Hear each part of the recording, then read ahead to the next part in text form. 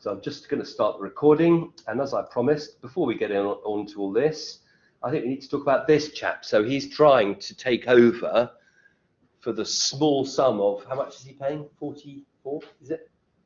$44 billion. The world's richest man is buying one of the world's most influential social media sites. So what is it that people think about Twitter? What puts Twitter aside from the other kind of social media sites? Let's start with that question at first. If you want to answer that one at home, just go for it. I've got the chat up.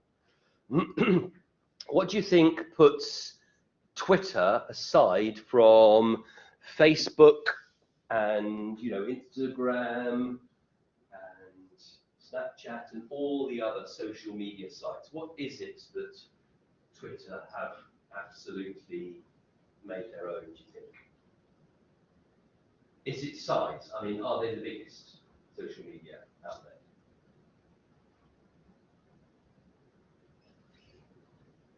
I think not, are they? What's the biggest social media outlet platform?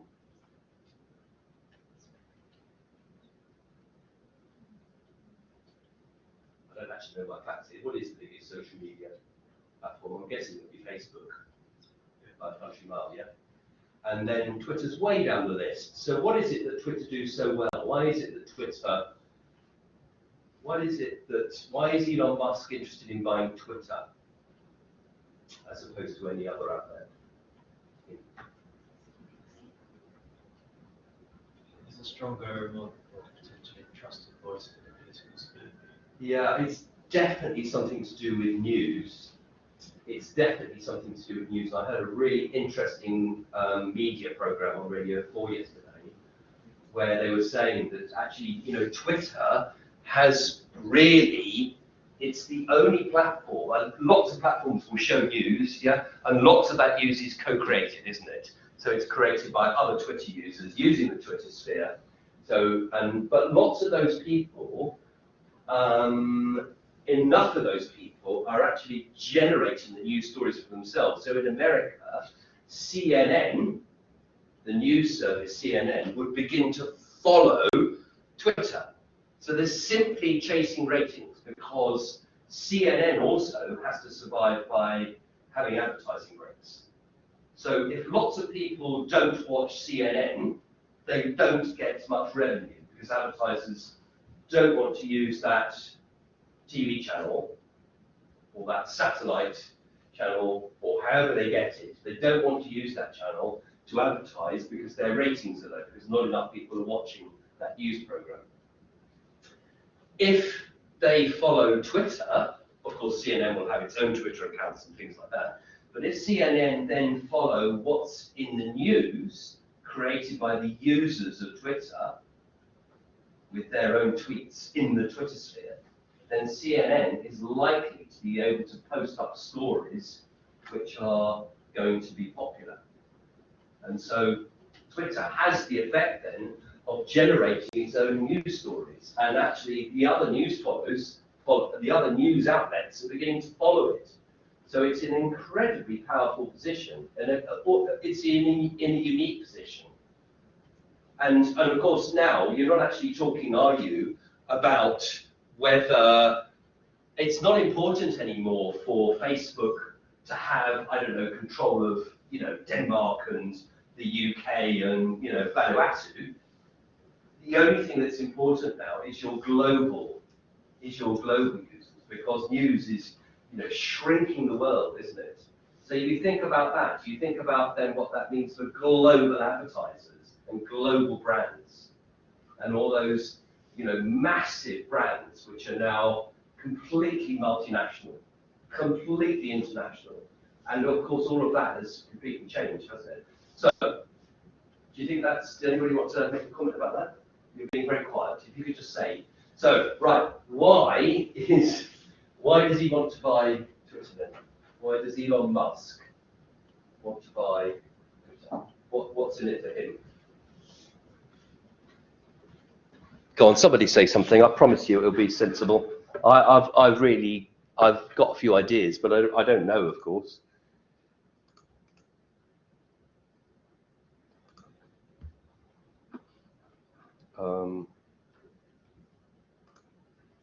What do you think? Why is Elon Musk wanting to buy Twitter?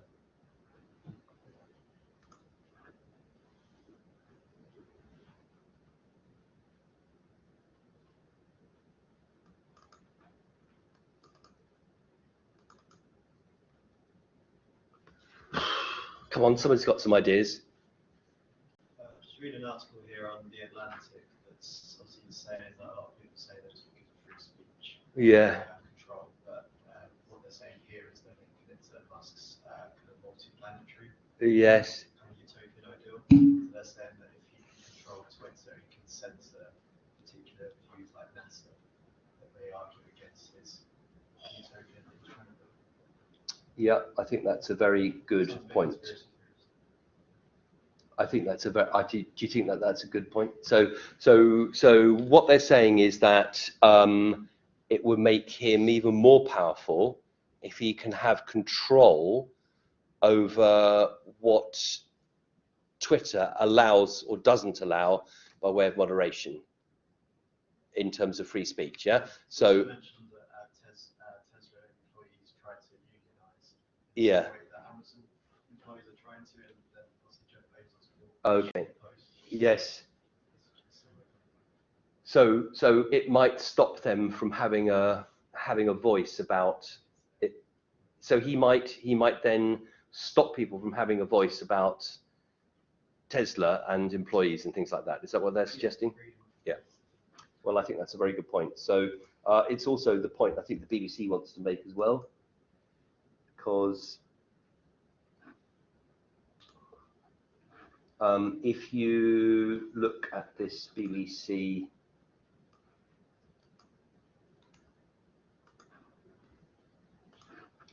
article here,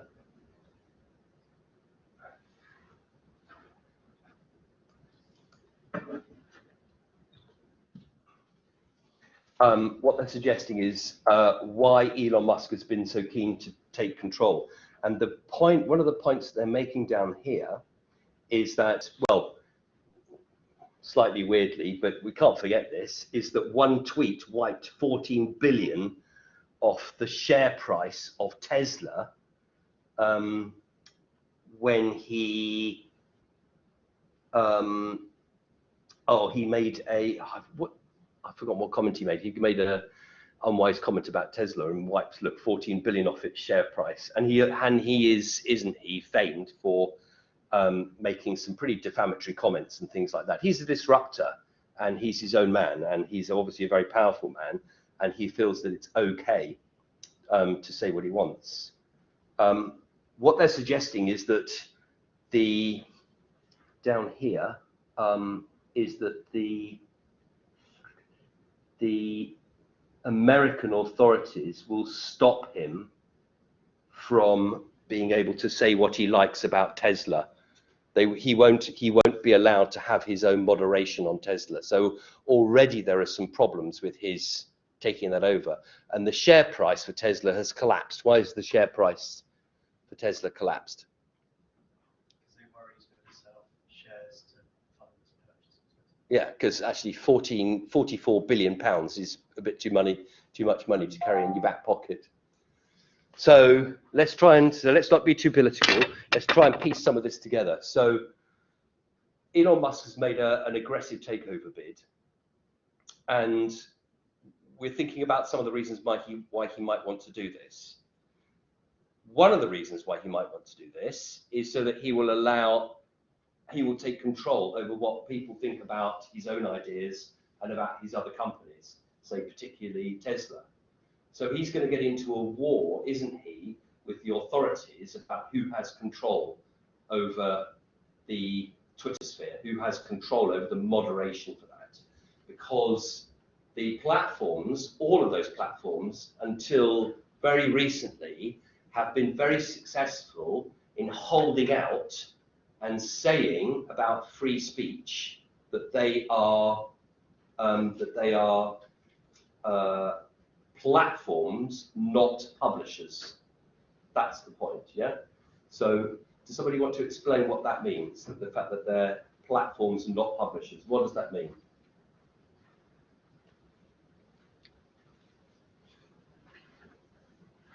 Let's see if somebody at home has got an idea of that. Ooh.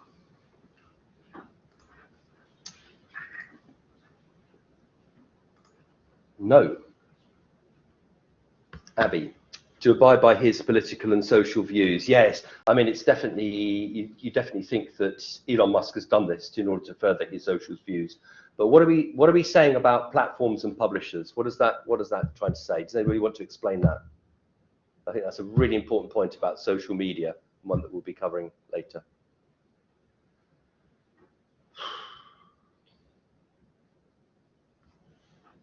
Publishers implies a bias from a overriding organisation. Yeah. Public space. Yeah. Yeah. I wish I had a copy of yesterday's Times. I did have one in my case. I didn't bring it with me. I wish I'd had a copy of yesterday's Times to show you, because that's a publisher, isn't it? So they print news, they're obliged to say something that they uphold. Yeah. So they might be influenced by their owner. In the case of the Times, it's Rupert Murdoch. Some people say he has lots of influence over the Times. Some people say he doesn't. Some people say he has lots of influence on the other papers that he runs, or even on Sky News. I don't think anybody really knows. But that's a publisher, so it's obliged, isn't it, to stick by the comments it makes, because it's making its own comments. Whereas until now, Facebook and, I don't know, Twitter have made all the news, generate all the advertising by allowing people to make their own news, and therefore calls itself a platform. So it says it doesn't need to moderate what people send it for other people to listen to, because it's not in the business of being a publisher. It doesn't abide by those rules. It simply is a platform for other people to access that content, whilst, of course, making billions and billions of dollars in advertising revenue that it can carry alongside of, I don't know, tweets about particular companies and those kind of things, and likes and friends and those kind of issues. And you think, actually, they're just ducking the issue, because the issue then becomes about freedom of speech. And what does it mean? Because just me personally, I don't think you should have the right to, I don't know, post hate mail or, or lies or disinformation. I don't think that's freedom of speech at all. I think freedom of speech should be something about where you are obliged to stick to some kind of societal norms, especially if you're going to then take the advertising revenue and spend it in society. It's got to be something for a force for good.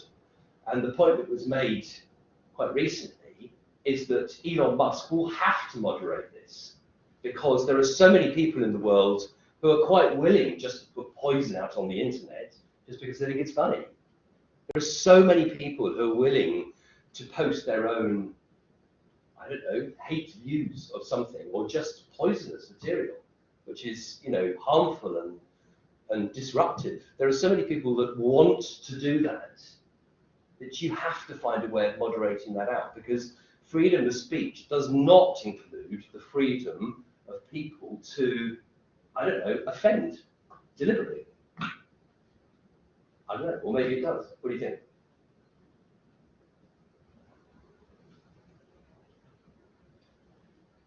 We're into a bit of a moral argument here, but this does underpin this and the module. I don't know, you could go, does everybody want to disagree with me? Should you be allowed to say whatever you like under any circumstances?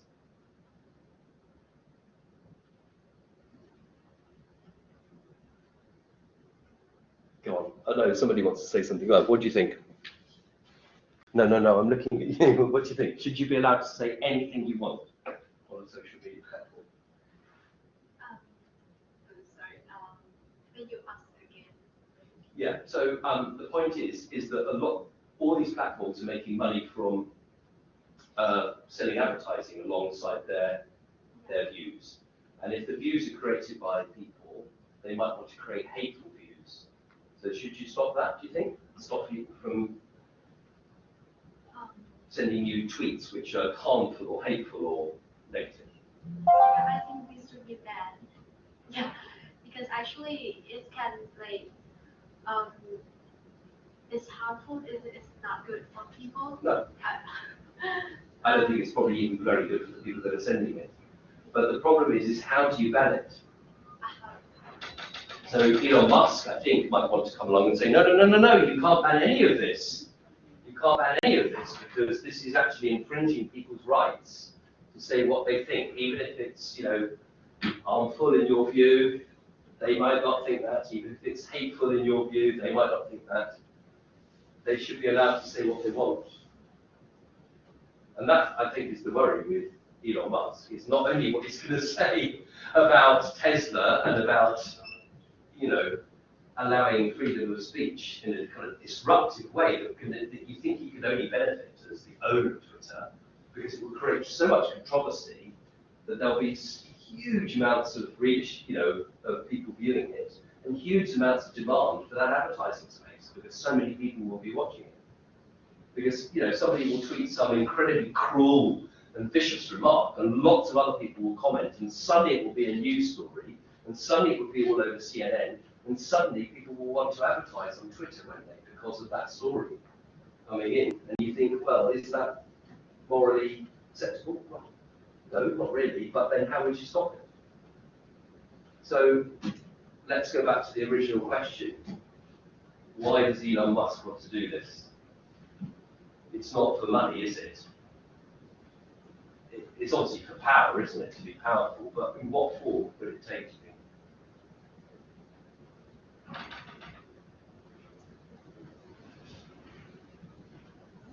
Well, I think that's the danger. I think it will take some form where he will be in control of what gets to be published and what doesn't. But all the while, he'll be using his knowledge of NBS 7035B, integrated marketing communications, to actually sell huge amounts of advertising space on social media. And I think that, you know, that is in some ways the problem with big business, isn't it? It wants to keep out of politics. It wants to keep out of politics, but actually all the time it's using, isn't it, politics and how people work in order to generate income. Gosh, you could have helped me out a bit more. Did you get that at home? Any thoughts on that? Or is this all, should we just get on with the lecture? Okay, right, I get the message. Okay, so we need to think about the place that social media occupies within integrated marketing campaigns. So in the modern age, it occupies a big place, and we'll be explaining why. Because if the promotions P, if marketing communications is all about the set of controllable tactical product, price, promotion and place, then Keller's right that marketing communications, the promotions P, represents the voice of the brand, and therefore using digital communications, electronic communications, social media, websites, search engines, all of those e-marketing communications are really going to be at the forefront of the modern voice of the brand. And so no marketeer can afford to ignore them. If you think about what Phil and Turnbull are saying about integrated marketing communications, and you think about their DRIP, differentiate, reinforce, inform, persuade, the internet, social media, websites, and search engines are really, really good at delivering on those 4 priorities for marketing communications, and fit into every stage of this as well. So where are we in the module? Well, we've done a bit about branding. Dr. Ken did a bit about segmentation, targeting, positioning, and we're now thinking about all the stages in planning and also about how they are made up. So all the different tools that you have at your disposal. We talked twice about advertising. Jonathan's given you a lecture on his experiences at the Independent. Was that a good lecture, by the way? Yeah, he's a very good lecturer, isn't he? Well, you know that from strategic marketing management.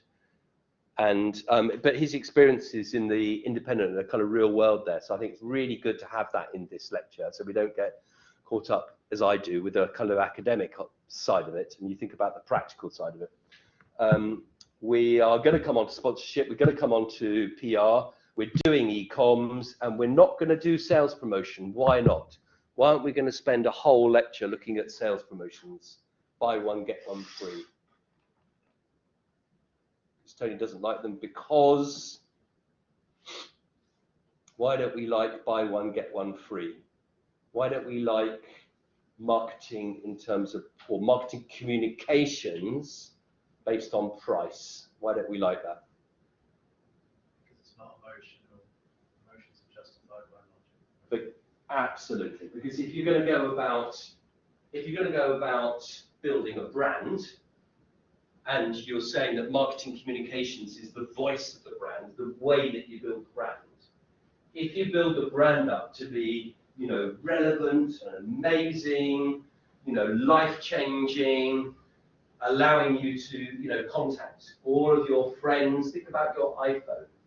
Yeah, if you build a brand like that, why on earth would you tear it down by going, oh, by the way, this week it's half price? Yeah. Why suddenly would its value diminish just because you decided to do that? So buy one, get one free is great, but you've lost the argument then.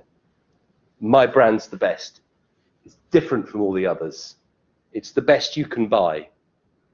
It's the most relevant to you. It's the best one for your lifestyle. Oh, by the way, going to sell it off really cheaply this week.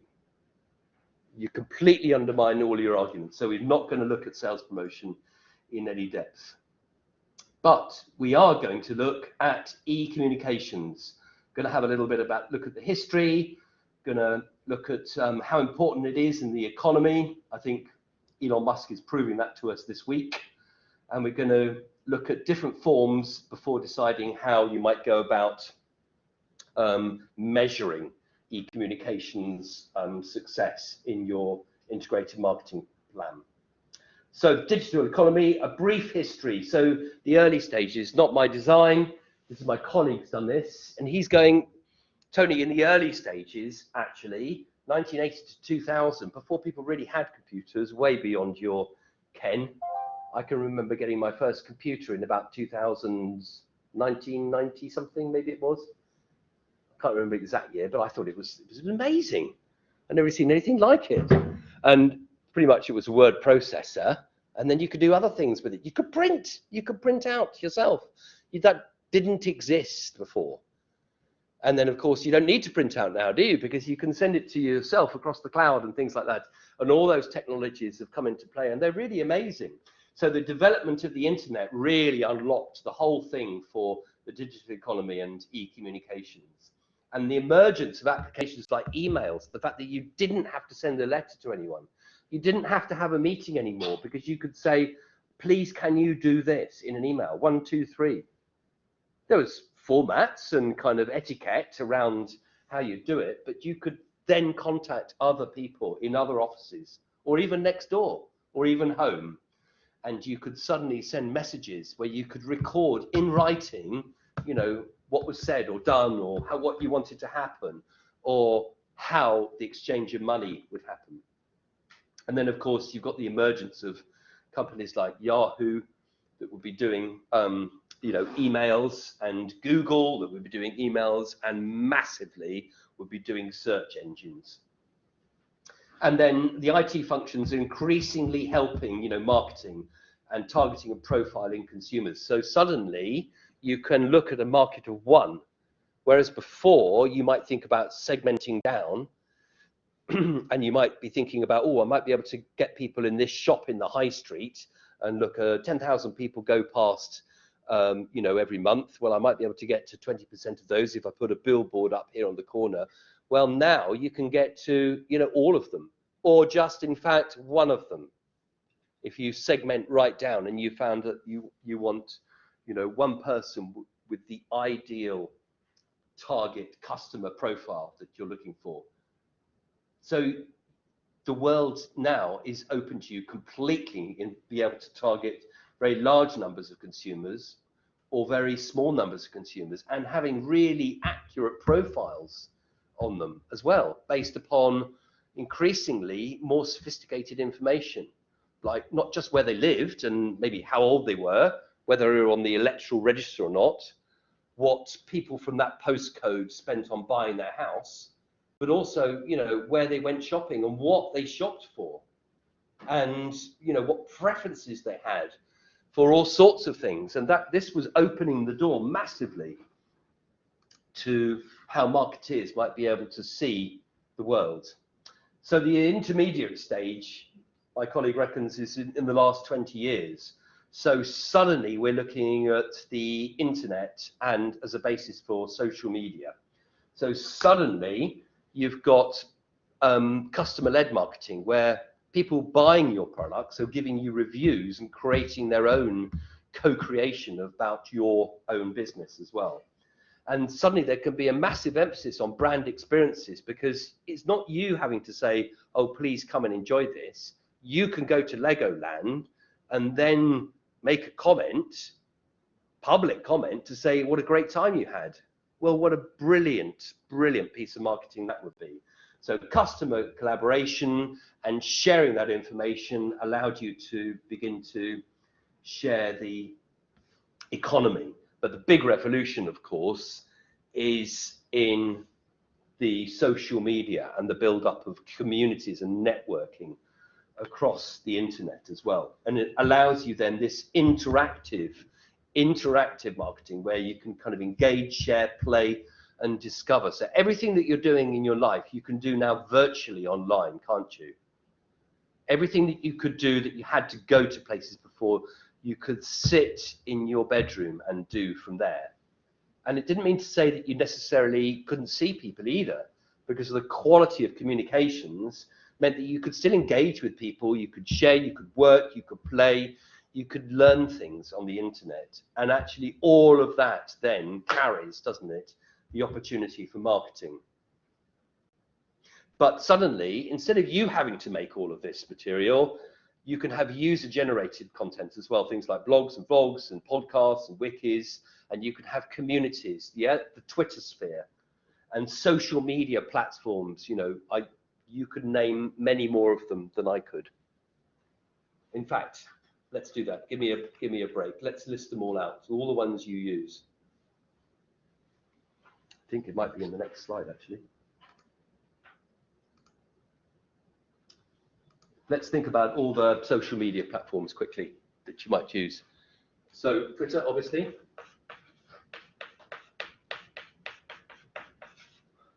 I'm going to get you to engage if it kills me.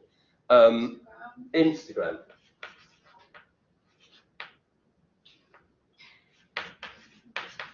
Well, I can't spell them. Snapchat. Are these still the most popular two? I'd say TikTok's probably more. Oh yeah. You see, I thought TikTok was for kids aged 12 to 14, but it isn't anymore, is it? Did it start like that and then move to be more gradually more adult?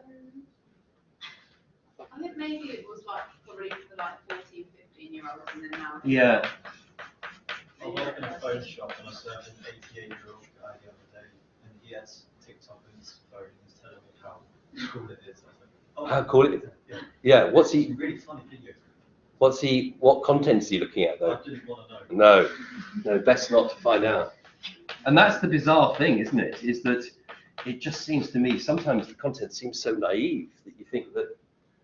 Right, what else we got? What about some international ones? How do you spell Weibo? Is it like this?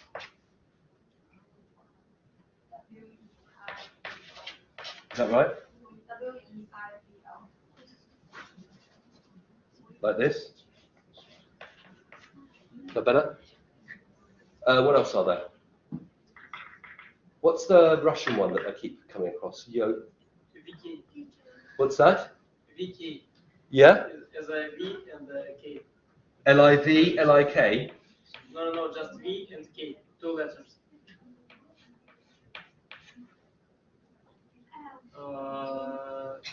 Yes, but only 2 letters. Only V and only K. Oh, okay. Anything else. Cool. So what does that stand for? Yes, like this. What else we've got to put up there? Telegram. Telegram. Yes.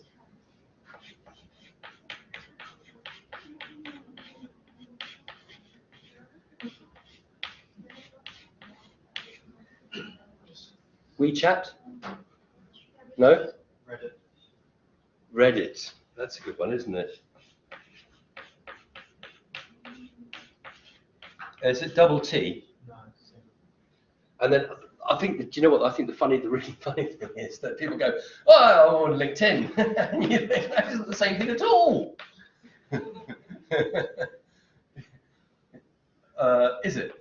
Or is it? Or is it? Is it? It didn't strike me as being the same thing at all. It could be more like different to TikTok than my little knowledge. Facebook. Have I got Facebook up there? No, I meant LinkedIn in general. Yes, I suppose it is, isn't it? Oh, and there was that one, Friends. Oh, what was it called? What was the precursor to Facebook? It's got something like Friends Reunited or something like that, or no, I can't remember. Right, any other social media sites before we press on? I've wasted a bit of time. Right, so what we're talking about here now is the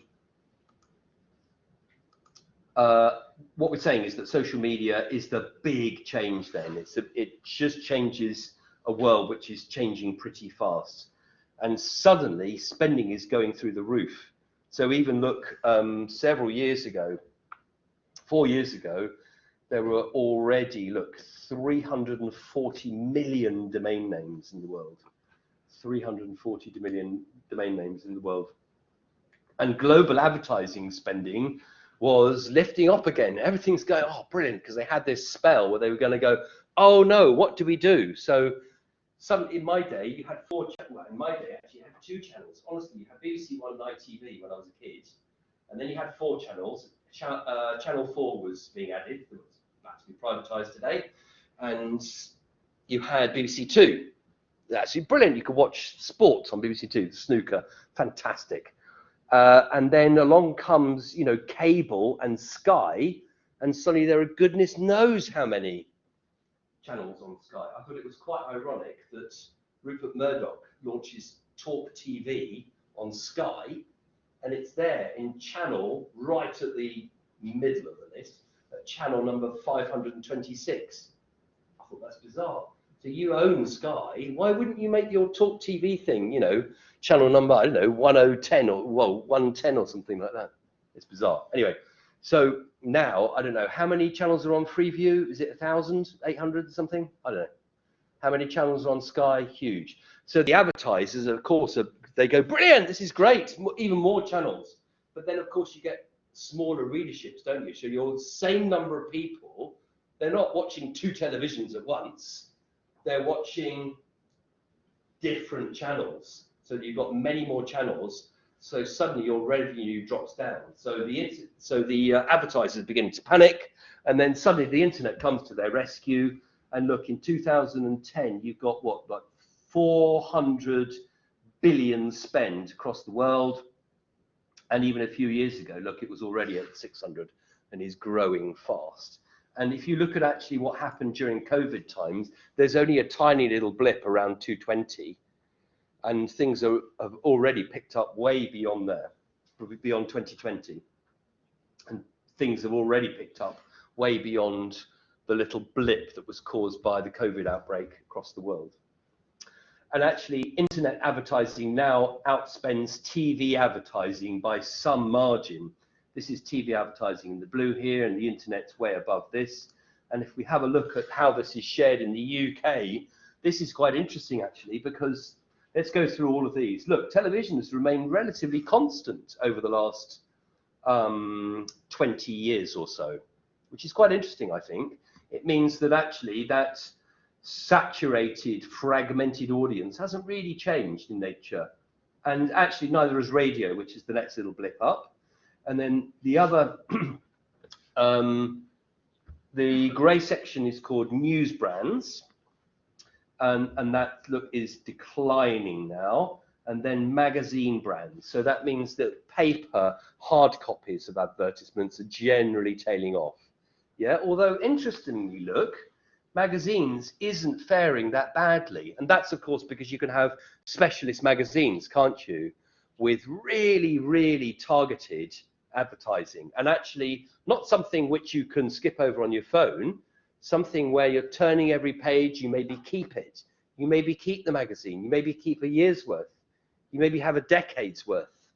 And actually, that's something then that you can look back, you could savor an advert from 20 years ago. And you go, oh, that's changed. But actually, that advert's sitting there as a hard copy, waiting for the enthusiast to mull through it, because it's going to be of interest to that person, because it will be cleverly targeted. So that hasn't fallen away, and neither has cinema. Neither has cinema, although it would have done a bit, wouldn't it, in 2020 and last year, because of the COVID and the fact we weren't allowed to go there. Then what have we got after then? We've got paid search. So that would be search engine optimization that you're paying for, and then pure play digital display, which would be more like native advertising on your mobile phone or your computer or your tablet, and then digital other is in the top there. And of course, those are the areas that have really grown, haven't they? So that's everything from pure play digital display, pure play digital classified, and digital other. Those are the sections which have really grown. And actually, where you look at where that income has come from, this is a little bit out of date, but this is about global advertising. So most of the growth has been within search engines, advertising alongside the search engines. A lot of the growth has been with displays, and relatively little growth has been with direct mail, say through emails and things like that. And these domain names is really interesting. So this is a couple of years ago, but I looked this up, and this is still pretty true. Coming in the #1 spot is .com.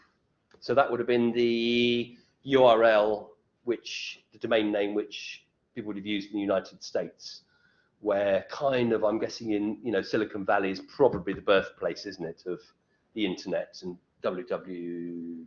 Even though it's probably what's his name, Sir Berners-Lee, is it Berners-Lee? Reckoned to be, an English guy is reckoned to be the father of the internet. But .com is obviously the most used. Then the Chinese domain name, .cnn, and then comes Tokelau, which is where? This is just gave me a lot. This is quite funny.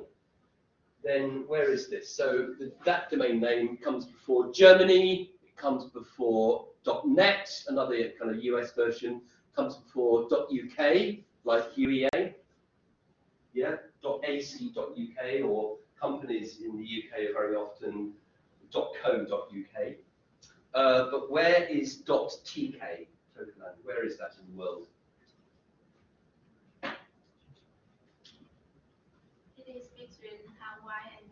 It is. It's between Hawaii and New Zealand. And how many people live there? Just 1,400 people. It's packed. It's a tiny little island in the middle of nowhere. Why should it carry so many domain names? Well, I think is it part of New Zealand, part of the sort of New Zealand territory? Or has it got its own government? Why should so many people have registered that as their domain name?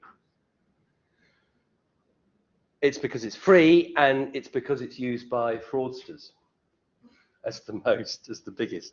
So can you believe that the second biggest domain name is used essentially by criminals, so they can't be traced? And which that surely comes back to the original question about whether the internet, whether the Twitter sphere needs to be moderated or not.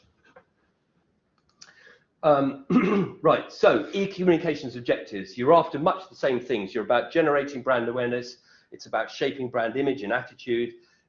It's about generating people trying out your products, and when they do, generating, creating loyalty. But different people, of course, have very different ways of dealing with the internet. So Holiday Inn, think about how differently that they would use the internet compared with, say, a rival like, competitor like Airbnb. Range of internet interactive material. So this is all the material which is the backbone of e-communications, being where people can interact with each other. So you think about the equipment coming along. This was things like, you know, PCs, laptops, tablets, smartphones. These are all things I didn't have when I was a kid, and all things which we've got now.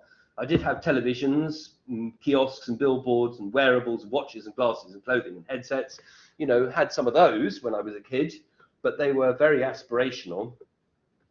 Then along comes a load of activities, which is, you know, things like social worlds, communities, augmented reality, and the apps that come from them, and those way of, you know, tracing news sites, news feeds, gaming, mobility, and all sorts of, you know, peer-to-peer collaborative projects.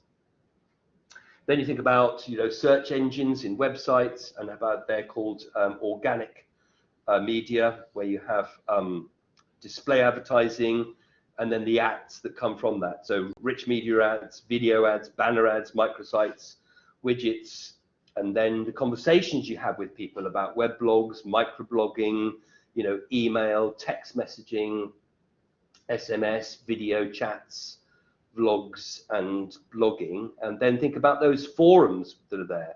So that's about people and communities, but also about those platforms that we talked about. And then finally, social media and those web-based technologies and mobile technologies as well. And all of that has driven forward, hasn't it? Has driven forward for people to create their own media and to have interactions using all of this. So let's think quickly about brand websites as well. And all of these brands, I think, up here are all pretty recognizable, and they all stand for something, don't they? So being able to use your brand amongst your digital communications is a really big way of being able to kind of take ownership of it, stamp your authority on it. It's a really good way of being able to extend your voice, isn't it, onto those projects or those products and services which you occupy. So let's not forget that the basics about e-marketing, which is that actually digital marketing really helps to support your brand websites as well. But of course, it's got much more sophisticated than that, into the area about things like search engine optimization, where you're using Google and you're using Google Ads and their algorithms to work out the best way of the best words that you can use to come to the top of searches. And now you've got the rise of specialist web agencies, which will do that job for you in working out what words you should be using, how your website might look in order to maximize your search engine optimization. And you've got the rise of specialist search engines. But how do they all work, roughly? How does a search engine work? I don't exactly know. I've got the vague idea. How does a search engine work? How can it find you? You know, if you can put in sort of 3 pretty random words, and Google will, in fact, there's a competition, isn't there? You can put in, what is it, 2 words, and if you can find a Google reply that says, "Whoa, we don't ever link these 2 words together," you get some kind of prize, don't you? But you think about how quickly you can put in 2 pretty random words, and you get back that really speedy reply to say, "Here's all the websites we found that list those 2 words." How does it work so quickly? How can it search through millions of sites and millions of words so quickly? How does it do it?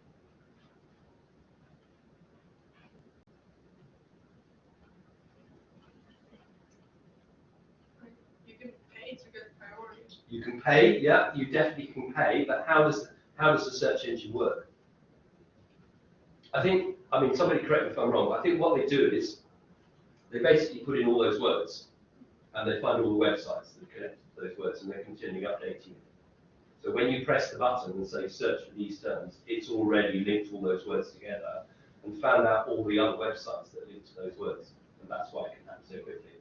Because it's all pre-prepared, which gives you the opportunity to ask Google, oh, when you use your search engine, what words are you searching for? And of course you can buy those things, can't you? So you can bid for a better understanding of their analytics, and you can bid for a better understanding of how the search engine works, so that you can use it to maximize your opportunity for your own marketing purposes.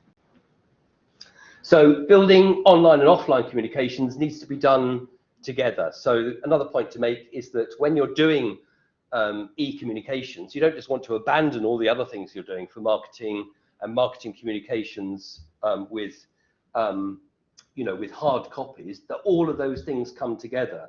So it means your offline communications and your direct digital online communications would actually work together to form part of a bigger integrated marketing campaign. And we're not just talking about search engines and online advertising. We're talking about other things as well, like affiliate marketing, which is commission based, working through another person's website, online events and webinars, and things like online gaming and advert games as well. And I think this is one of the most popular games in the world. I couldn't for the life of me find out what it was called. But do you know the brand that it's for? Yeah? It's for M&Ms. And I think they've done a series of advert games which have created a bit of traffic around M&Ms. So interactive media takes on various formats. Various sorts of formats. So interactive ads, the kind of ones which you'd find digitally, can be basic pop-ups or native ads, native being about constructed to fit, say, a mobile phone device or a tablet. Microsites, which are taking you to very small little snippets of information. Rich media ads, which is when you your ad might move or might be interactive or will show several images in quick succession or something like that. And I don't know, so they have all different names. The one I really like, and I haven't seen it for a while, is when you've got, so I'm reading the Times, and you've got the article in the Times there, and then there's a gap in the newspaper, and under the gap is this advert for a bloke's trousers or something. And as you scroll down, as you move the newspaper down, the gap moves down, and so you can see that you've got a bloke dressed there, and you can see a different part of him as that news story goes down. And I think that's really cool. But you don't see it very often. I don't know why. But rich media ads is all these gadgets to catch your attention, to make you, I'm guessing, to make you feel as if you have some control over what you're reading, and by way of an advert or not. Then you've got online, basic online ads. You've got ones which can be on mobiles, banner ads. They used to call them interstitials because you used to have to wait. Because you used to have to wait for your web page to be loaded up, basically via a telephone link. And now the internet's so fast, you don't have to wait. But originally, you got a bit bored waiting, and so those quickly show you an ad that could be in quite small, and therefore quite low resolution. So while you were waiting for your PDF to download, they'd quickly show you an ad. They were called interstitials, but now they come as banner ads and all sorts of things, skyscrapers, and headings that can scroll through and click through to your own website. So loads and loads and loads and loads of different formats. So we'll take a short break there. Start again in 4 1/4 minutes now.